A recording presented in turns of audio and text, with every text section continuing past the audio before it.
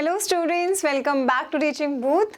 सो last class में हमने समझा था कि क्वाड्रेटिक इक्वेशंस के सॉल्यूशंस कैसे फाइंड करते हैं। तो क्वाड्रेटिक इक्वेशन के सॉल्यूशंस या फिर रूट्स को फाइंड करने के तीन मेथड्स हैं, factorisation, completing square and quadratic formula. Factorisation method हमने समझ लिया, इसी पे बेस्ड हमने बहुत से इक्वेशंस भी करे। Now let's move on to another method that is completing square. अब इस मेथड को समझने से पहले एक एग्जांपल कंसीडर करते हैं। एक क्वाड्रेटिक इक्वेशन गिवन है 6x² + 7x + 2 = 0। इस क्वाड्रेटिक इक्वेशन के हमें फाइंड करने हैं रूट्स। अब रूट्स क्या होते हैं? वेरिएबल की वैल्यू। वेरिएबल क्या है? x। तो बेसिकली हमें वेरिएबल की x की वैल्यू कैलकुलेट करनी है, ठीक है। अब हमारे पास क्वाड्रेटिक इक्वेशन जो गिवन है वो है 6x² + 7x + 2 = 0। अब यहाँ पे जो क्वाड्रेटिक इक्वेशन हमें गिवन है, x² का कोफिशिएंट क्या है? 6 है। तो हमें पहले करना क्या है, हम यहाँ पर जो x² वाली टर्म है उसके कोफिशिएंट को 1 में कन्वर्ट करना है, ठीक है। 6x² को x² बनाना है, तो मैं इसको इसी के कोफिशिएंट से डिवाइड कर दूं तो 6 से 6 कैंसिल हो, मेरे पास x² आ जाएगा, ठीक। तो हम यहाँ पर भी सेम करते हैं, डिवाइड कर देते हैं पूरी इक्वेशन को, divide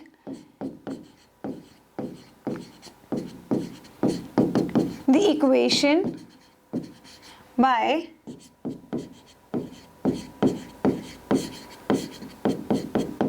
the coefficient of x² that is 6।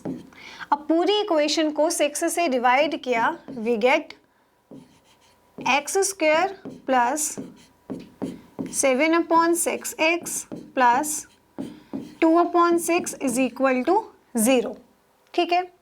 अब नेक्स्ट स्टेप में हमें क्या करना है, जो ये वेरिएबल पार्ट है और ये कांस्टेंट पार्ट है, इन दोनों को सेपरेट कर देते हैं, ठीक है। इक्वल्स टू के लेफ्ट हैंड साइड वेरिएबल वाली टर्म को लिखते हैं और इज इक्वल टू के right hand side constant term को लिखते हैं।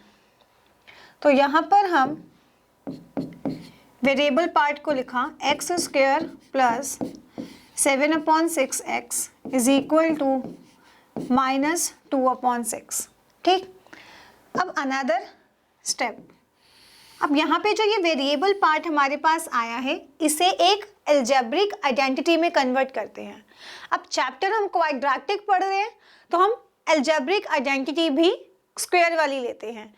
अब ये आइडेंटिटी हम जूनियर क्लासेस से पढ़ते आए हैं, a + b whole square = a² + 2ab + b², ठीक है। अब इस आइडेंटिटी में हमें इस एक्सप्रेशन को रिप्रेजेंट करना है, ठीक है। अब यहाँ पर हमारे पास x² स्क्वायर वाली टर्म एक ही है, जबकि आइडेंटिटी में हम देखें तो स्क्वायर वाली टर्म्स दो हैं, a² और b²। तो एक टर्म तो हमें गिवन है, तो x² के प्लेस पे हम लिख देते, a² के प्लेस पे हम लिख देते हैं x², ठीक है। b² के प्लेस पे हमारे पास अभी टर्म गिवन नहीं है। दूसरी टर्म हमें यहाँ गिवन है 7/6 × x, ठीक है। 2ab और a क्या है? x है, और इसके साथ x के साथ हमें गिवन है 7/6। तो मतलब 2ab को अगर मैं इक्वल्स टू रखूँ 7/6x, a की वैल्यू क्या है? x है, तो यहाँ से b की वैल्यू आ सकती है, x से x कैंसिल एंड b = 7/12, ठीक है। तो यहाँ पर मैं इस एक्सप्रेशन को लिख सकती हूँ x² a² 2 × a मतलब कि x × b, b हमने निकाला है 7/12 + b² दैट इज 7/12², ठीक है। अब यहाँ तक तो ठीक है, x² ये रहा, 7/6 x ये रहा, इसको फर्दर सिंप्लीफाई करेंगे 7/6x आ जाएगा। लेकिन यहाँ पे हम 7/12² को भी ऐड कर रहे हैं। यहाँ पर तो इक्वेशन में अभी तक ये टर्म नहीं थी, तो इक्वेशन तो बदल जाएगी, इक्वेशन को हमने अपनी मर्जी से बदलना नहीं है, तो हम क्या करते हैं, इधर जिसको हमने ऐड किया है उसी को सब्ट्रैक्ट करके लिख देते हैं, सो दैट इक्वेशन में कोई भी चेंजेस ना आए, इज इक्वल टू -2/6। अब इस पूरे पार्ट को मैं लिख सकती हूँ a + b whole square that is x 7/12 whole square. अब इसके साथ में है 7/12 स्क्वायर इज इक्वल टू -2/6। ठीक है, अब हमें सिंपल वेरिएबल की वैल्यू को इक्वेट करना है। अब हम क्या करेंगे, इस 7/12 स्क्वायर को अब हम राइट हैंड साइड ले जाते हैं, x plus 7/12 square is equal to -2/6 plus 49 divided by 144, x plus 7/12 square is equal to, अब यहाँ से हमने एलसीएम लिया डिनोमिनेटर्स का, यहाँ पर आ गया -48 प्लस 49, सो इधर हमारे पास रिजल्ट आया 1/144 और यहाँ पर लेफ्ट हैंड साइड हमारे पास same x plus 7/12 whole square. अब ये जो स्क्वायर है, अब ये जो यहाँ स्क्वायर है ये इज इक्वल टू के बाद स्क्वायर रूट में कन्वर्ट हो जाएगा, तो यहाँ पर ये जो स्क्वायर है ये स्क्वायर रूट में कन्वर्ट हो जाएगा, स्क्वायर रूट ऑफ 1/144 और यहाँ पे सेम अब हमारे पास रहेगा x प्लस 7/12। अब जब हम इसका स्क्वायर रूट करेंगे, 1 का स्क्वायर रूट 1, 144 का स्क्वायर रूट 12, सो हमारे पास रिजल्ट क्या आएगा, +-1/12। अब ये प्लस माइनस क्यों लगाया है, हमें पता है कि किसी भी नंबर का जब हम स्क्वायर रूट ओपन करते हैं तो प्लस माइनस में रिजल्ट आ सकता है। जैसे कि मैं -12 को 2 टाइम्स मल्टीप्लाई करूं तब भी मेरे पास 144 आएगा, +12 को भी 2 टाइम्स मल्टीप्लाई करूं तब भी 144 आएगा। ठीक है, तो जब स्क्वायर रूट ओपन होगा तो रिजल्ट हमें नेगेटिव में भी मिल सकता है, पॉजिटिव में भी मिल सकता है, इसीलिए हम स्क्वायर रूट ओपन करके प्लस माइनस दोनों का साइन लगाते हैं। क्लियर, यहाँ पर है x प्लस 7/12। अब हमारे पास दो एक्सप्रेशंस आ जाएंगी, एक एक्सप्रेशन हम लिख सकते हैं x plus 7/12 is equal to 1/12 और we can write x plus 7/12 is equal to -1/12। ठीक है, अब हमें पता है कि किसी भी क्वाड्रेटिक इक्वेशन के कितने रूट्स होते हैं, एट मोस्ट 2 रूट्स। तो इस क्वाड्रेटिक इक्वेशन के भी 2 रूट्स आ गए हैं, वेरिएबल की 2 वैल्यूज आ रही हैं।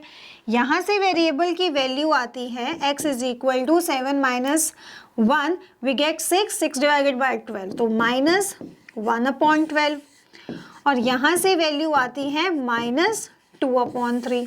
तो this quadratic equation has 2 roots, 2 roots आ गए, वेरिएबल की 2 वैल्यूज आ गई। तो जो भी हमने यहाँ पे ये स्टेप्स फॉलो करे हैं और वेरिएबल की वैल्यू इक्वेट करी है, हमने यहाँ पे यूज़ किया है कंप्लीटिंग द स्क्वायर मेथड। तो जो भी हमने यहाँ सॉल्यूशन करा है इसमें हमने यूज़ किया कंप्लीटिंग द स्क्वायर मेथड। अब इसको कंप्लीटिंग द स्क्वायर मेथड कहा क्यों, क्योंकि हमने यहाँ पर अपनी इक्वेशन को किस में कन्वर्ट किया है, हमने यहाँ पे इक्वेशन को एक परफेक्ट स्क्वायर में कन्वर्ट किया है using the algebraic identity. Clear, इसीलिए इसको कंप्लीटिंग द स्क्वायर मेथड कहते हैं। सो हमने कौन कौन से स्टेप फॉलो किए हैं। स्टेप नंबर 1 कि पहले हमने अपनी क्वाड्रेटिक इक्वेशन का जो x स्क्वायर का कोफिशिएंट है उसे 1 बनाना है। अब यहाँ पे जो क्वाड्रेटिक इक्वेशन है वो हमें गिवन है, क्वाड्रेटिक इक्वेशन जो गिवन है वो है ax square plus bx plus c is equal to 0। हमने इस x स्क्वायर के कोफिशिएंट को 1 बनाना था, तो उसी कोफिशिएंट से हमने पूरी इक्वेशन को डिवाइड कर दिया। ठीक है, डिवाइड करने के बाद सेकेंड स्टेप में हमने क्या किया, हमने इस वेरिएबल पार्ट और कांस्टेंट पार्ट को सेपरेटली लिख दिया। फिर जो वेरिएबल वाला पार्ट था उसको हमने कन्वर्ट करा एक अलजेब्रिक आइडेंटिटी में, उसको हमने एक परफेक्ट स्क्वायर बनाया है, ठीक है। अब परफेक्ट स्क्वायर बनाने के बाद जब वेरिएबल लीनियर टर्म में आ जाएगा देन उस वेरिएबल की वैल्यू को हमने इक्वेट कर लिया। क्लियर। अब यहाँ पर जो वेरिएबल की वैल्यू हमारे पास आई है इन टर्म्स ऑफ बी ए सी, तो जो ये वैल्यू है ना, इस वैल्यू को फर्दर हमने नाम दे दिया क्वाड्रेटिक फॉर्मूले का। यस, जो भी कंप्लीटिंग स्क्वायर का कंक्लूजन हमारे पास आया है उसी को कहते हैं क्वाड्रेटिक फॉर्मूला। सो हमने इस मेथड में दो मेथड समझ लिए, completing the square as well as quadratic formula. So quadratic formula है क्या? It just the conclusion of completing square. Simple सा फॉर्मूला है minus b plus minus under root B square minus 4ac upon 2a। अब आप सोच रहे हो कि क्वाड्रेटिक फॉर्मूला इतना इजी है तो ये डायरेक्टली हम फॉर्मूला पहले ही याद कर लेते। इस फॉर्मूले में बी ए सी के प्लेस पर वैल्यूज पुट करेंगे और एक्स की वैल्यू आ जाएगी। बिल्कुल कर सकते हैं, इजी सा मेथड है, लेकिन हमें क्रैमिंग नहीं करनी है। हमें पता कैसे चलेगा कि क्वाड्रेटिक फॉर्मूला है क्या? कंप्लीटिंग स्क्वायर मेथड से। Even though completing square method syllabus से डिलीट है, तो जो भी हमने यहाँ पे स्टेप समझे हैं ये सिर्फ और सिर्फ क्वाड्रेटिक फॉर्मूले का डेरिवेशन है। क्लियर? आपसे क्वेश्चन में, एग्जाम्स में ये क्वेश्चन नहीं पूछा जाएगा कि किस तरीके से कंप्लीटिंग स्क्वायर मेथड से क्वाड्रेटिक इक्वेशन के रूट्स निकलते हैं, ठीक है। तो ये सिलेबस में नहीं है, हमें सिर्फ क्वाड्रेटिक फॉर्मूला समझना था, तभी हमने इस डेरिवेशन को डिस्कस किया है। क्लियर? अब देखते हैं, सेम क्वेश्चन है हमारे पास 6x square plus 7x plus 2 is equal to 0। अब इस क्वाड्रेटिक इक्वेशन के हमें रूट्स फाइंड करने हैं, क्वाड्रेटिक फॉर्मूले से करते हैं। हमारे पास क्वाड्रेटिक इक्वेशन है 6x square plus 7x plus 2 is equal to 0। बस नोट हमें करना है कि ए बी सी के प्लेस पर क्या है। ए क्या है? एक्स स्क्वायर का कॉफिशिएंट 6, बी क्या है? एक्स का कॉफिशिएंट 7, सी क्या है? कांस्टेंट टर्म है। क्वाड्रेटिक फॉर्मूला क्या है? X is equal to minus b plus minus B square minus 4ac divided by 2a। अब यहाँ पे सीधा सीधा ए बी सी के प्लेस पर वैल्यूज को पुट कर देते हैं। बी के प्लेस पे हमने लिखा 7 plus minus under root B square 7 का स्क्वायर 49 4 इंटू ए है 6 इंटू सी है 2 divided by 2 into a 2 6 12। x is equal to minus 7 plus minus under root 1 divided by 12। ठीक है, अगेन यहाँ पे प्लस माइनस साइन है, दो एक्सप्रेशंस हमें मिल जाएंगी, -7 प्लस 1 अपॉन 12 और we can write x is equal to -7 minus 1 upon 12। यहाँ से वैल्यू आ जाएगी -1 अपॉन 2, यहाँ से वैल्यू आ जाएगी -2 अपॉन 3। अगेन हमारे पास दो रूट्स आ गए। अब यही दो रूट्स हमने कंप्लीटिंग द स्क्वायर मेथड से भी निकाले थे, और अगर आपको याद हो तो फैक्टराइजेशन मेथड में भी हमने इसी क्वाड्रेटिक इक्वेशन के रूट्स फाइंड करे थे और यही रूट्स हमारे पास आए थे। ठीक है, now question arises here that जब फैक्टराइजेशन मेथड से भी सेम आंसर आ रहा है, जो कि इतना इजी मेथड है, स्प्लिट टर्म मिडिल टर्म को स्प्लिट करना है और रूट्स हमारे पास आ जाएंगे। क्लियर? तो हम क्वाड्रेटिक फॉर्मूला हमने क्यों डिस्कस किया? अब बहुत से क्वेश्चंस ऐसे होंगे जहां पर फैक्टराइजेशन मेथड फेल हो जाएगा, फैक्टराइजेशन मेथड से रूट्स नहीं निकाले जा सकते, तो उस केस में हम यूज करते हैं क्वाड्रेटिक फॉर्मूला। क्लियर? चलिए नोट करें इसे। अब नेक्स्ट देखते हैं, find the roots of a given quadratic equation. हमारे सामने क्वाड्रेटिक इक्वेशन है। अब यहाँ पर है 2x square minus 2 root 6x plus 1 is equal to 0। Roots find करने हैं, मेथड तो बहुत से हैं, फैक्टराइजेशन भी कर सकते हैं, क्वाड्रेटिक फॉर्मूला भी कर सकते हैं। अब हम कैसे पता लगाएं कि यहाँ पे ज़्यादा कन्वीनियंट मेथड कौन सा होगा? मिडिल टर्म के प्लेस पर हमारे पास है 2 रूट 6। अब ये 2√6 क्या है, ये एक इरेशनल नंबर है। अब इस इरेशनल नंबर को इस तरीके से हमें स्प्लिट करना है कि प्लस माइनस करके दो नंबर्स हमें ऐसे मिले कि प्लस माइनस करके हमें 2√6 मिले, और जब इन नंबर्स को हम मल्टीप्लाई करें तो हमारे पास ए और सी का प्रोडक्ट आना चाहिए, जो कि है 2 × 1 2। और ये 2 क्या है, 2 एक रैशनल नंबर है। क्लियर? तो अब यहाँ पर इरेशनल को स्प्लिट करना कितना टाइम कंज्यूमिंग होगा। अब इस तरीके से उसको रिप्रेजेंट करना है कि प्लस माइनस करके इरेशनल मिले और उन्हीं नंबर्स को जब मल्टीप्लाई करें तो हमें रैशनल नंबर मिले।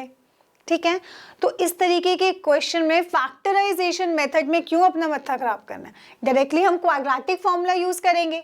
अब क्वाड्रेटिक फॉर्मूला इजी है, x is equal to minus b plus minus under root B square minus 4ac divided by 2a। अब a b c के प्लेस पे वैल्यूज को पुट करेंगे और रूट्स आ जाएंगे। क्लियर? तो अब समझ में आया कि क्वाड्रेटिक फॉर्मूला हमें कब यूज करना है, जहां पर इरेशनल टर्म्स आ जाएं या जहां पर फैक्टराइजेशन करना पॉसिबल ना हो पाए।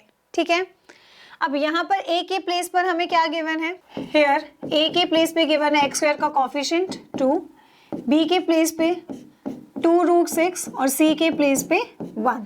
अब डायरेक्टली इसको फॉर्मूले में पुट करते हैं, minus B minus minus plus 2√6 plus minus B square 2√6 square minus 4 × a × c divided by 2 × a 2 × 2 2√6 plus minus under root 2 2 4 4 6 24 minus 4 2 8 divided by 4 plus 2√6 plus minus √16 divided by 4। अब इसे फर्दर सॉल्व करा, x is equal to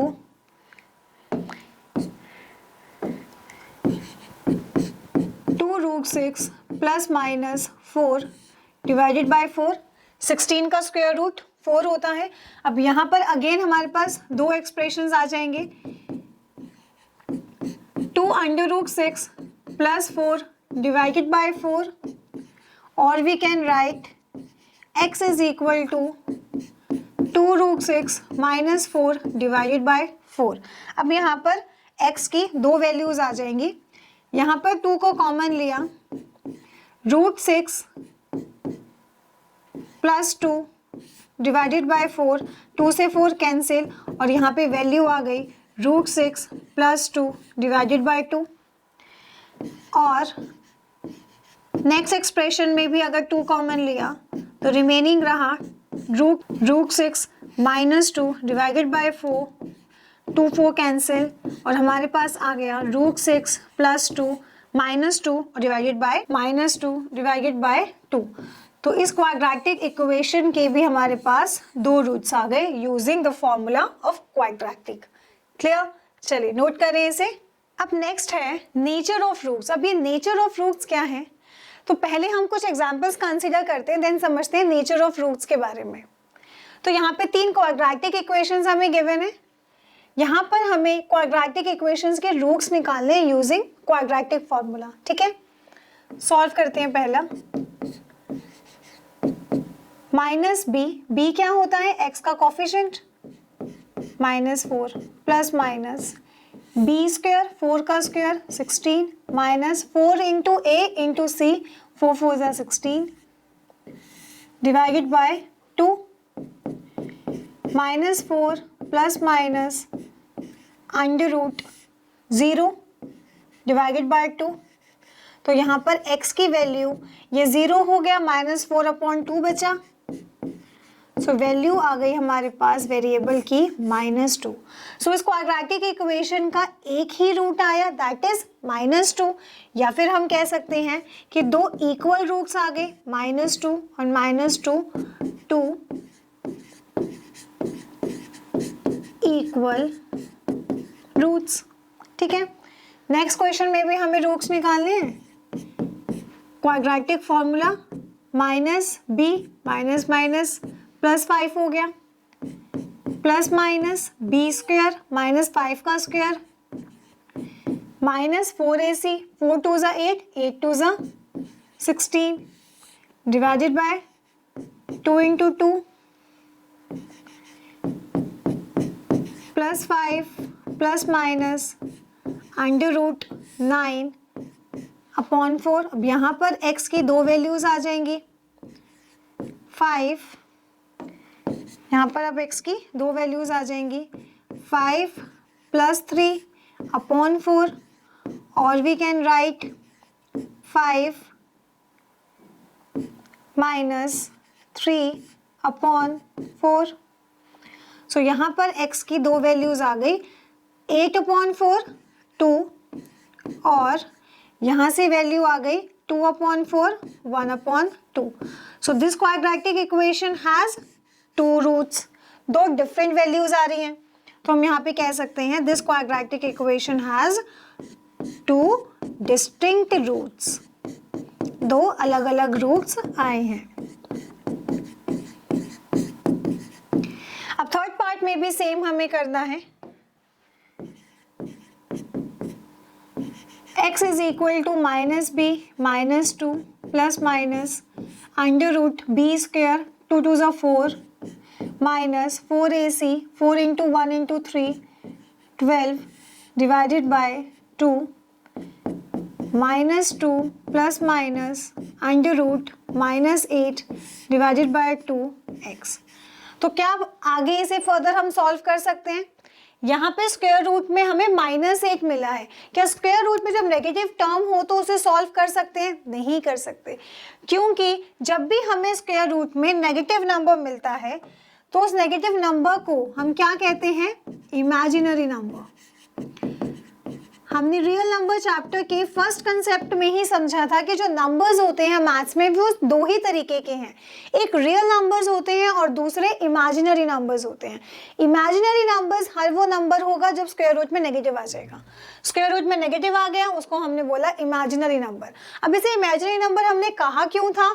क्योंकि अभी तक हमने ऐसा कोई number नहीं देखा स्क्वायर रूट में जो नेगेटिव में आए और उसका हमें सॉल्यूशन भी नहीं पता। आगे फर्दर क्लासेस में आप समझोगे कि स्क्वायर रूट में जब नेगेटिव नंबर हो तो उसको सॉल्व कैसे करते हैं, बट अभी तो हमें इसका सॉल्यूशन नहीं पता, तो इस तरीके के नंबर्स को हमने कहा इमेजिनरी।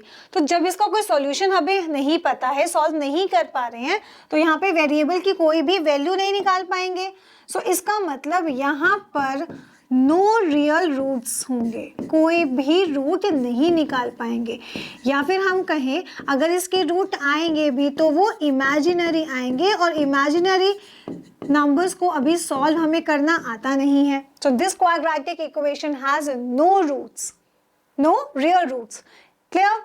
अब ये सब चीजें किस पे डिपेंड करती हैं कि किसी क्वाड्रेटिक इक्वेशन के 2 इक्वल रूट्स आएंगे, डिस्टिंक्ट रूट्स आएंगे, या नो रियल रूट्स होंगे।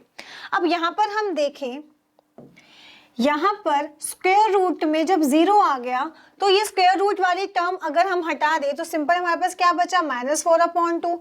तो कोई और एक्सप्रेशन है ही नहीं, एक ही वैल्यू आएगी। यहाँ पर जब देखा स्क्वायर रूट में हमें 9 मिला, उसको फर्दर हमने सॉल्व किया, दो अलग अलग एक्सप्रेशंस आ गए, तो x की हमेशा हमें दो ही वैल्यूज मिलेंगी। यहाँ पे हमें देख रहे हैं कि स्क्वायर रूट में नेगेटिव नंबर आ गया जिसको आगे फर्दर सॉल्व नहीं कर सकते, वेरिएबल की वैल्यू नहीं आ सकती, तो हमने कहा कि नो रियल रूट्स। क्लियर? तो ये सब चीजें किस पे डिपेंड कर रहा है? जो अंडर रूट में एक्सप्रेशन गिवन है, that is B square minus 4ac। तो ये सब चीजें किस पे डिपेंड कर रही हैं? बी स्क्वायर माइनस 4ac पे। और इस बी स्क्वायर माइनस 4ac को हम रिप्रेजेंट करते हैं लेटर डी से, और इसे क्या कहते हैं? डिस्क्रिमिनेंट। डिस्क्रिमिनेंट, ठीक है? तो नेचर ऑफ रूट्स डिपेंड करता है on the value of B square minus 4ac, that is D. तो जिस केस में d हमारे पास 0 आया था, बी स्क्वायर माइनस 4ac, ये बी स्क्वायर माइनस 4ac की वैल्यू जब 0 आई थी, d की वैल्यू जब 0 आई थी तो उस केस में क्वाड्रेटिक इक्वेशन के दो इक्वल रूट्स निकल रहे थे। सो जब d 0 के इक्वल होगा, b स्क्वायर माइनस 4ac की वैल्यू 0 होगी, तो उस केस में रूट्स जो होते हैं वो इक्वल होते हैं और रूट रियल होते हैं, इक्वल एंड रियल रूट्स। अब इस केस में जो ये 9 हमारे पास आया, b स्क्वायर माइनस 4ac की जो वैल्यू हमारे पास आ रही थी वो क्या आ रही थी, 0 से बड़ी आ रही थी, कोई पॉजिटिव नंबर आ रही थी। जो d था वो 0 से बड़ा था, तो जब d 0 से बड़ा होगा, पॉजिटिव वैल्यू दे रहा होगा, तो उस केस में डिस्टिंक्ट रूट्स होते हैं, डिफरेंट रूट्स आते हैं एंड रियल रूट्स। अब जिस केस में हमारे पास d के प्लेस पर b स्क्वायर माइनस 4ac की जो वैल्यू है, जब वो नेगेटिव आ रही है, नेगेटिव माने 0 से छोटी आ रही है, तो उस केस में नो रियल रूट्स, उसके कोई भी रियल रूट्स नहीं आते हैं। तो ये हुए नेचर ऑफ रूट्स कि किसी भी क्वाड्रेटिक इक्वेशन को बिना सॉल्व किए सिर्फ डिस्क्रिमिनेंट के बेसिस पे हम बता सकते हैं कि किसी क्वाड्रेटिक इक्वेशन के इक्वल रूट्स हैं, डिस्टिंक्ट रूट्स हैं या फिर रूट्स हैं भी कि नहीं। क्लियर? चलिए नोट करें इसे।